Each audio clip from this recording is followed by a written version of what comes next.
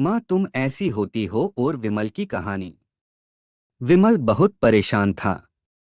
उसे समझ में नहीं आ रहा था कि वो इस परिस्थिति से कैसे निपटे। वो अपनी माँ को बहुत चाहता था, किंतु उसकी पत्नी और बच्चे उसकी माँ से बहुत दूर भागते थे, क्योंकि उसकी माँ की एक आंख नहीं थी, साथ ही उसकी कमर भी 90 अंश पर झुकी थी। वैसे वह अपना काम सब खुद कर लेती है, किंतु फिर भी वो उसकी पत्नी और बच्चों के लिए हमेशा खटकती है। दादी, आप ऊपर के कमरे में जाओ, मेरे दोस्त आ रहे हैं, विमल के बेटे अखिल ने बड़े बेरुखी से कहा। पर बेटा, मैं तो यहाँ बहुत दूर बैठी हूँ, विमल की माँ ने बहुत प्यार से कहा। नहीं, आप उनके सामने मत रहो, वो मुझे चिढ़ाते हैं, अखिल ने जोर से डांटते हुए कहा। क्या हुआ अखिल, क्यों चिल्ला रहे हो? विमल की पत्नी कामनी ने किचन से ही आवाज लगाई। देखो नमा, ये दादी यहीं ड्राइंग रूम में बैठी हैं और मेरे दोस्त आ रहे हैं, अखिल ने शिकायत भरे लहजे में कहा। माँ जी, आप ऊपर चली जाओ, क्यों हम लोगों को लजवाती हो? कामनी ने बेटे का पक्ष लेते हुए कहा।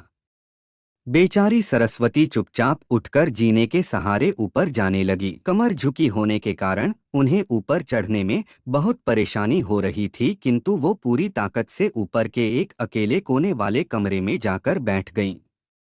विमल बाजू के कमरे से सब सुन रहा था। उसे कष्ट हो रहा था कि उसकी माँ को अपमानित होना पड़ रहा है, किंतु वो असहाय था। अगर वो कुछ कहता है तो पत्नी और बच्चे उसका विरोध करने लगते हैं। दूसरे उनके तर्क भी सही लगते हैं। चूंकि वो एक प्रशासनिक अधिकारी था, उसका सामाजिक स्तर बहुत ऊंचा था, उसकी ससुराल भी एक उच्च घराने में थी, अतः वह चुपचाप इस तरह हर दिन अपनी माँ को अपमानित होते देखता रहता था। रात को विमल की पत्नी ने कहा, देखो जी, अब कुछ करो। कल कलेक्टर साहब की पत्नी आई थीं। माँ जी अपनी देशी धुन धारा में उनसे मिली। मुझे बहुत शर्म आ रही थी बताते हुए कि ये मेरी सास हैं। मैंने कह दिया कि दूर की रिश्तेदार हैं, इलाज कराने आई हैं। विमल को रोना आ गया, किंतु फिर भी वह चुप रहा। उसे समझ में नहीं आ रहा था कि वो क्या करे। अपने बेटे की मन स्थिति को सरस्वती अच्छी तरह से जानती थीं और बेटे को कोई कष्ट न हो इसलिए वो हर बात को चुपचाप सह लेती थीं। विमल बहुत उदास रहने लगा। एक तरफ परिवार और सामाजिक स्तर पर जीने की प्रतिबद्धता थी, तो दूसरी ओर माँ। आखिर माँ से अपने बेटे की यह हालत नहीं देखी गई।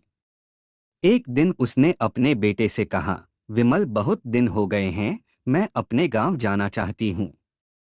मुझे वहां पहुंचा दो, मेरा यहाँ मन नहीं ला रहा।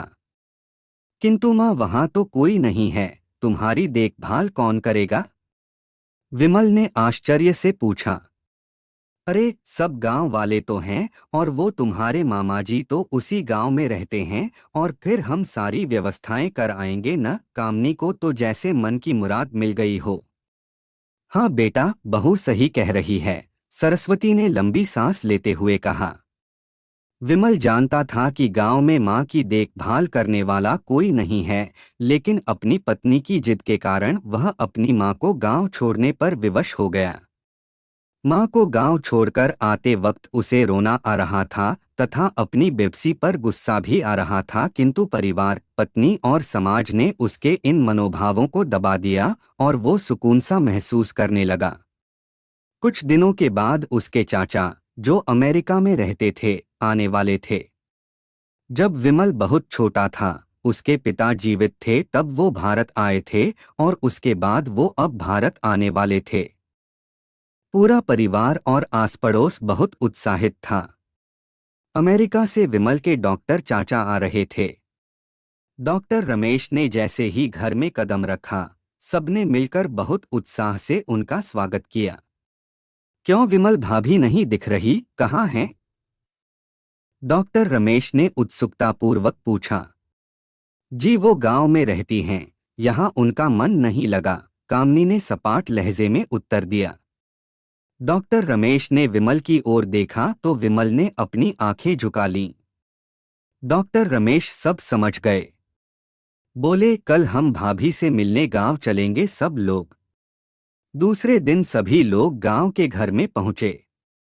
देखा कि सरस्वती को बहुत तेज बुखार है और वो पलंग पर असहाय पड़ी है। डॉक्टर रमेश दौड़कर सरस्वती के पास गए। उनके पैर छूकर रोने लगे। सरस्वती की ये हालत उनकी कल्पना से परे थी। वाह बेटा विमल, तूने तो नाम उजागर कर दिया। अपनी माँ की ये हालत देखकर तुझे तो शर्म भी नहीं आ रही होगी। डॉक्टर रमेश ने विमल को लगभग डांटते हुए कहा। नहीं देवर जी, विमल का कोई दोष नहीं है। मैं खुद गांव आई थी। सरस्वती ने अपने बेटे का बचाव किया। मुझे सब पता चल गया भाभी, आप चुप रहो। क्यों बहू, तुम्हें अपनी सास की कुरूपता पसंद नहीं है? समाज में तुम्हें नीचा देखना पड़ता है ना? डॉक्टर रमेश ने कामनी की ओर व्यंग्य से देखा। कामनी निरुत्तर होकर विमल को देखने लगी। आज तुम जिस सामाजिक स्तर पर हो वो इन्हीं के संघर्षों की देन है। और बेटा विमल, तुम्हें शायद मालूम न हो कि बचपन में जब तुम 1 साल के थे तब छत से नीचे गिरने के कारण तुम्हारी एक आंख फूट गई थी और तुम्हारी रीढ़ की हड्डी में भी समस्या थी। तब तुम्हारी इस कुरूप माँ ने अपनी एक आंख और अपना बोन मेरो तुम्हें देकर इतना सुंदर स्वरूप दिया था। कामनी बेटा, इतने सालों तक संघर्ष करके बेटे को प्रशासनिक अधिकारी बनाने वाली इस संघर्षशील औरत की तुम लोगों ने यह दशा कर दी। तुम्हें ईश्वर कभी माफ नहीं करेगा। डॉक्टर रमेश की आंखों से अश्रु जलधारा बह रही थी। अब भाभी, आप मेरे साथ अमेरिका जाएंगी। यहाँ इन स्वार्थी लोगों के बीच नहीं रहेंगी। डॉक्टर रमेश ने सरस्वती से कहा। विमल को तो काटो तो खून नहीं था। डॉक्टर रमेश जो उसके चाचा थे, उन्होंने जो राज बताया उसके बाद तो विमल को यही लग रहा था कि उससे ज्यादा पापी इंसान इस दुनिया में कोई और है ही नहीं। वह दौड़ता गया और माँ सरस्वती के कदमों से लिपट गया। माँ, मेरा अपराध अक्षम्य है। मैं जानबूझकर चुप्पी साधे रहा, आपका अपमान करवाता रहा। अब सिर्फ आप ही उस घर में मेरे साथ रहेंगी और कोई नहीं। विमल ने आग्नेय दृष्टि से अपनी पत्नी और बच्चों को देखा। कामनी को भी बहुत पश्चाताप हो रहा था, किंतु उसकी हिम्मत नहीं हो रही थी कि वो सरस्वती से आंख मिलाए।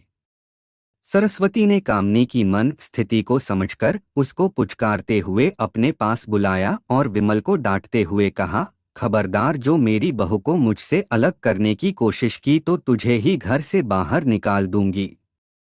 कामनी और बच्चों ने सरस्वती के पैर पड़ते हुए अपने व्यवहार पर माफी मांगी और मां के हृदय ने सबको माफ कर दिया।